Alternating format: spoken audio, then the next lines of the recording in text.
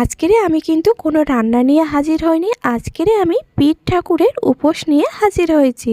আর আমাদের এখানে পীর ঠাকুরের উপোসে সারাদিন উপোস করে থেকে দুপুরে পুজো দেওয়ার পরে আর বিকেলবেলাতে এইভাবে ভাতে ভাত খেতে হয়।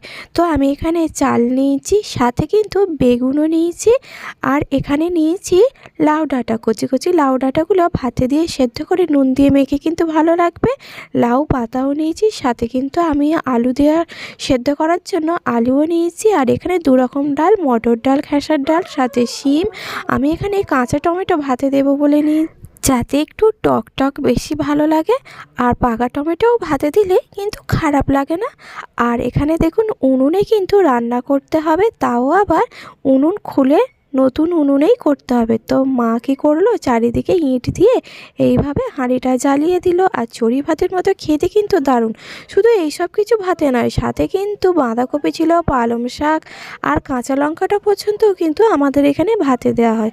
তো ভাতে এদিকে সমস্ত কিছু সিদ্ধও বসিয়ে দিয়েছে, সাথে চাল ডালও তুলে দিয়েছে। তো ভাতটা ফুটে উঠেছে, তো একটা একটা করে মাখা সেদ্ধগুলো তুলে নিতে হবে।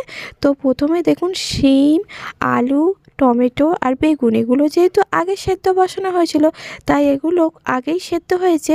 তো সেইগুলো তুলে নেওয়া হয়েছে, আর আগে থেকে তুলে এইভাবে একটু ঠান্ডা করে নিচ্ছে, যাতে মাখতে সুবিধা হয়। এটা কিন্তু সম্পূর্ণ নিরামিষই হয়, কিন্তু কোনো রকম আমিষ ঠেকানো হয় না। এমনকি ডালের মধ্যে যদি মুসুর ডাল থাকে, সেটাও কিন্তু দিলে চলবে না। তো দেখুন তারপরে বাঁধাকপিটাও সেদ্ধ দিয়ে দিল মা। আর এখানে দেখুন শাকটাও কিন্তু সেদ্ধ হয়ে গেছে। লাউ শাক আর পালং শাক আমি একসাথেই সেদ্ধ করে নিয়েছি। এবারে সমস্ত কিছু একসাথে ভালো করে মাখিয়ে নেব। এবার আমি এর মধ্যে দিয়ে দিলাম কিছুটা পরিমাণে ঘি।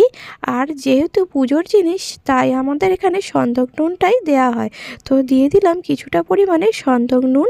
তো সমস্ত উপকরণ একসাথে ভালোভাবে মাখিয়ে নেওয়া হবে।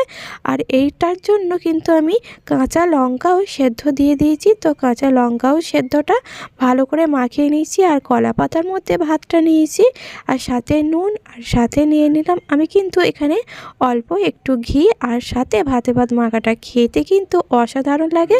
তো আর কি, আমি খেয়ে নিলাম। আর আপনাদের ওখানে যদি এরকম কোনো নিয়ম থাকে, তাহলে অবশ্যই বন্ধুরা কমেন্ট করে বলবেন।